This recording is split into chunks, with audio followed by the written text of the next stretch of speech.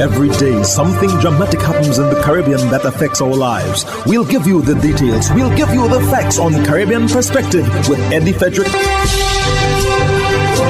Here's Eddie Frederick. Welcome to Caribbean Perspective. So glad you can join us. The story that dominates in today's edition for Tuesday, 8th July 2025, and brought to you in association with our friends at Antillean Group. Guyana's parliament dissolved in readiness for September 1st general and municipal elections.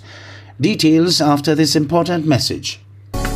Believe in our strength, we'll stand by you. Protection from all, perils big and small. Reassurance we give, it's so clear to see.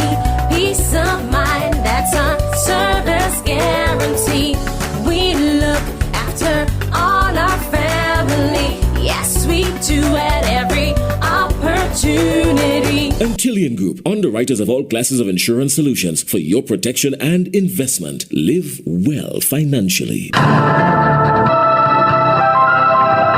hurricane season is now upon us, so we as Caribbean people need to remember to think safety and be prepared.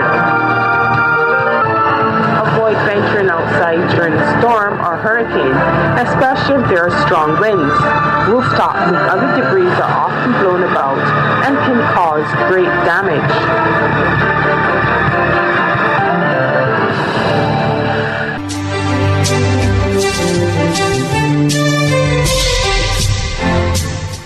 Welcome back.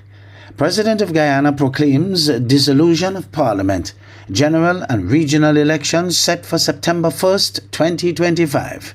This report by Travis Chase of HGP Nightly News has details. By way of proclamation, Guyana's head of state, Irfan Ali, brought an end to parliamentary business and has paved the way for the September 1 general and regional elections.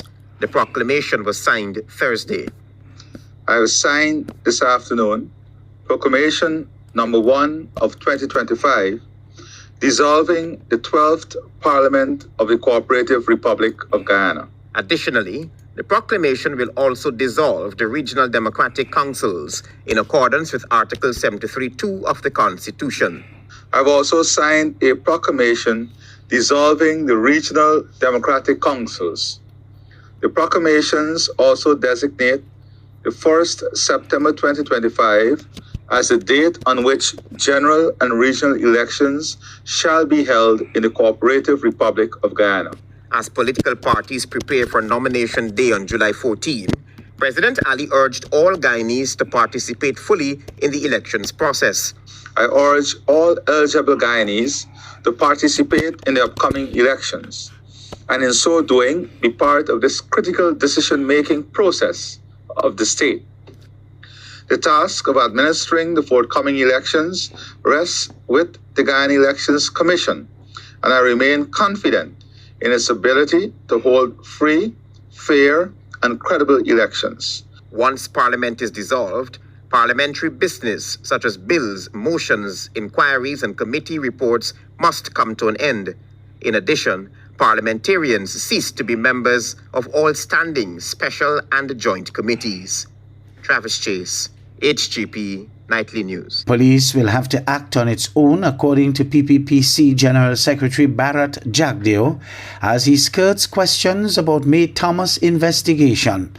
Travis Chase again of HGP Nightly News has that report. United States-sanctioned People's Progressive Party member May Thomas is seemingly getting a free pass by the People's Progressive Party civic government for her alleged involvement in the granting of gun licenses and the controversial award of contracts as cited by the U.S. Treasury Department's Office for Foreign Assets Control. On Thursday, her former immediate boss, Bharat Jagdeo, said that he has stopped asking the Guyana Police Force and the Guyana Revenue Authority about staff at the two entities' alleged involvement in the May Thomas and Azruddin Mohammed's allegation. Mr. Jagdeo only focused on the presidential hopeful and kept May out of his mouth. The goal issue will come up later. The police have to act on their own and so not to give us report, me as General Secretary of the PP or Vice President. I don't need any report on him or from the police or the GRA on this matter now. We deal with it subsequently. The General Secretary said that after the elections, Mohammed will have to pay up what is allegedly owed. He again made no mention of May Thomas. After the elections, he'd have to pay his taxes. And I believe that now that he is declared, we should not really, personally, the political opponents now. I don't want to be getting report from GRA and the police about him anymore on these matters. Mr. Jagdeo said that he's tired of Azzuddin Mohammed crying victimization because he's a candidate in the September 1 general and regional elections. But the issues surrounding Mohammed will not just go away, according to Jagdeo. This guy's whole campaign is about he's a victim. He has nothing to offer the country except giving out a little money. And that money, when he has to pay his taxes, and trust me, he will have to pay the taxes. He may have to collect back money from people who is giving to pay the taxes because it's not going to go away. OFAC said while being permanent secretary to Guyana's Minister of Home Affairs, Thomas allegedly used her position to offer benefits to Mohammed's enterprise and Azzuddin, among others, in exchange for cash payments and high-value gifts. Thomas allegedly misused her position to influence the award of official contract bids and the approval processes for weapons permits and passports on behalf of Mohammed's enterprise. Travis Chase, HGP Nightly News.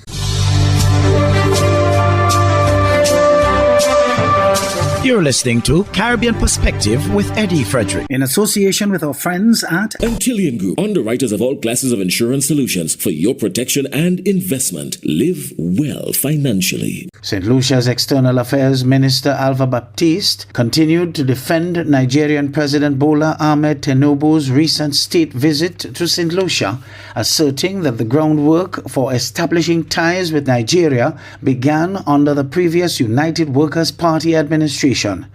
Baptiste cited a 2019 cabinet conclusion as evidence that the opposition had initiated the necessary paperwork to foster relations between the two nations. Joachim Duplessis of HTS News Force has more. St. Lucia Labour Party government has faced criticism regarding the state visit of Nigerian President Bola Ahmed Tinubu. However, External Affairs Minister Alva Baptiste asserted that the previous United Workers' Party laid the groundwork to deepen ties with the African nation. Baptiste presented evidence during his address to the House on Thursday. These same people who have led the song and dance against our advances to Nigeria had themselves decided to establish diplomatic relations with Nigeria. Yes, Mr. Speaker, let me read to you a cabinet conclusion of the 3rd of June 2019. Of 2019. Read it again. Mr. Speaker, let me read to you a cabinet conclusion of 3rd of June 2019. And I quote, Cabinet conclusion 502 of 2019 states that Cabinet considered a memorandum dated 13th May 2019.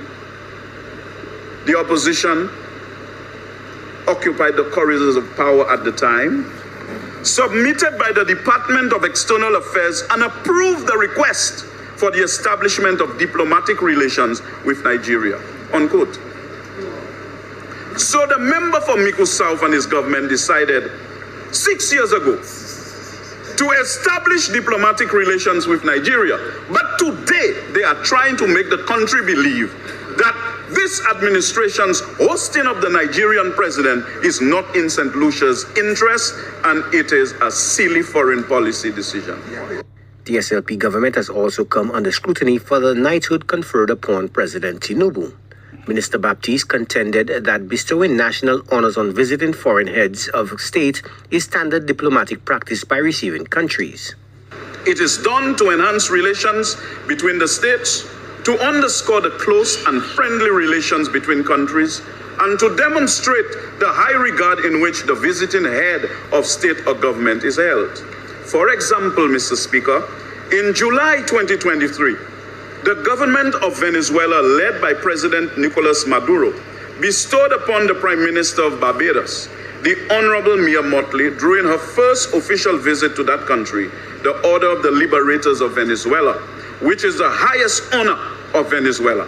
According to the Barbados Foreign Ministry, the two countries were seeking to strengthen relations and increase cooperation.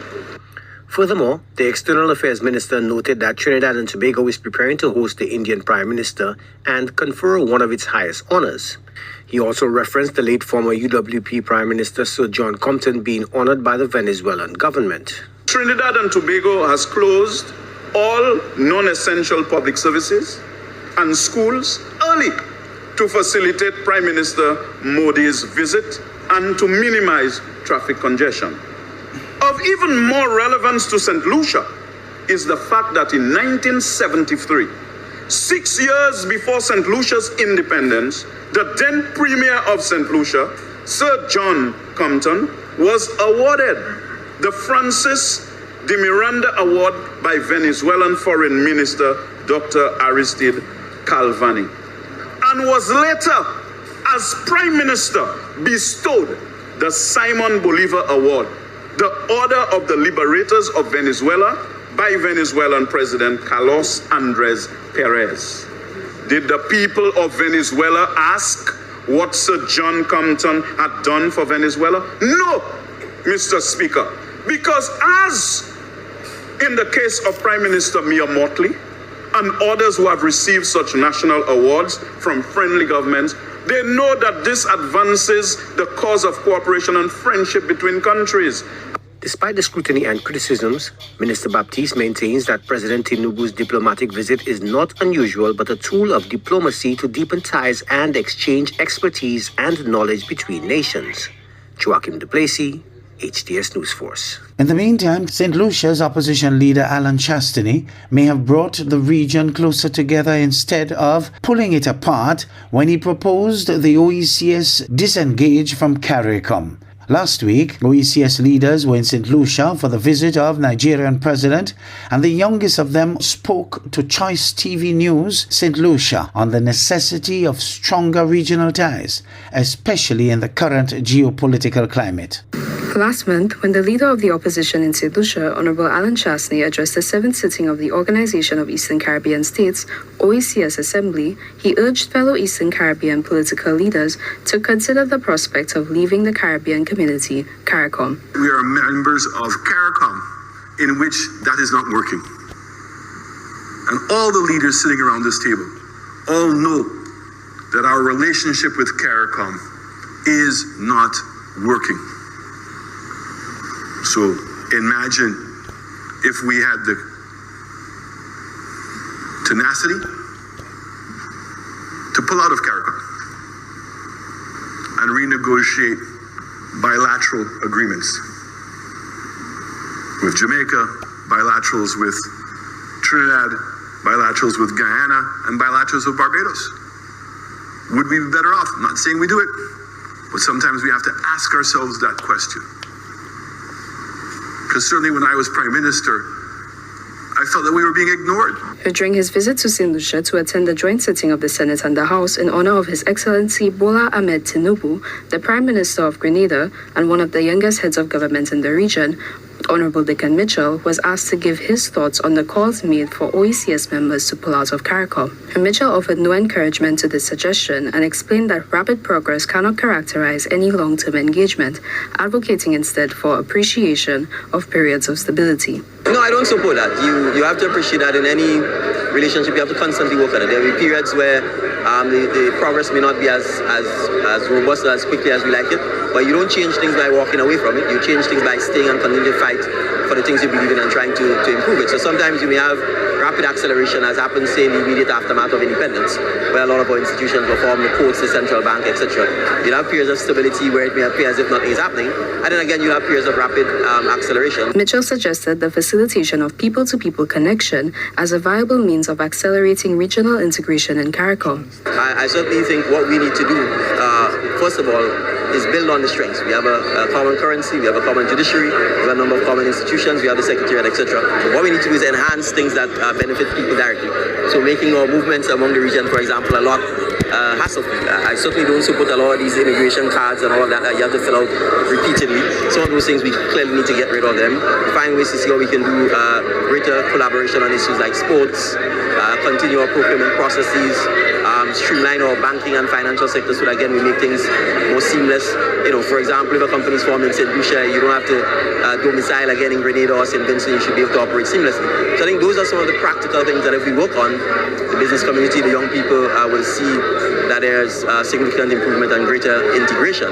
But walking away isn't going to make us any stronger. And I can certainly tell you that if we try to go to our own, we are not going to succeed given our collective size and lack of skill. Whilst the leader of the opposition offers this suggestion with ambition and in the pursuit of optimal efficiency in regional integration efforts, it is crucial to understand that sub-regional integration for the Eastern Caribbean and regional integration for CARICOM are not mutually exclusive. When given closer consideration, the suggestion sounds quite like an echo of 1 from 10 leaves not. For Choice News Now, I am Sienna Dalso.